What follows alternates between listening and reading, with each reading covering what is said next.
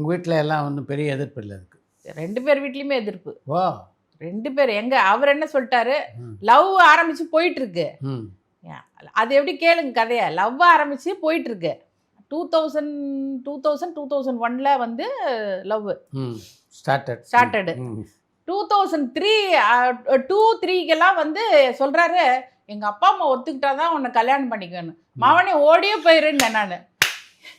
இவ்வளவு நாள் நீ லவ் பண்ணிட்ட, இப்போ வந்து அப்பா அம்மா ஒத்துக்கிட்டாதான் கல்யாணம் பண்ணிப்பேன்னா அப்ப ஓடி போயிரு நீ என்கிட்ட, அப்ப பேசாத அப்படின்னு. அப்புறம் மெதுவா போன் பண்ணுவாரு. இப்ப எதுக்கு போன் பண்ற? ஒத்துக்கிட்டாலும் ஒத்துக்க வைக்கணும். இப்ப எங்க வீட்லயும் தான் ஒத்துக்கல. எங்க அம்மா தவறினாங்க. 2003ல எங்க அம்மா தவறினாங்க. இதுல ஹைலைட் என்னன்னா, எங்க மாமனார் நாட்டாம மாதிரி. எங்க மாமியாரோட தம்பி லவ் மேரேஜ் பண்ணாரு. அதான் மச்சான் வந்து லவ் மேரேஜ் பண்ணாரு. அவரை வந்து பேசாம தள்ளி வச்சிட்டாரு.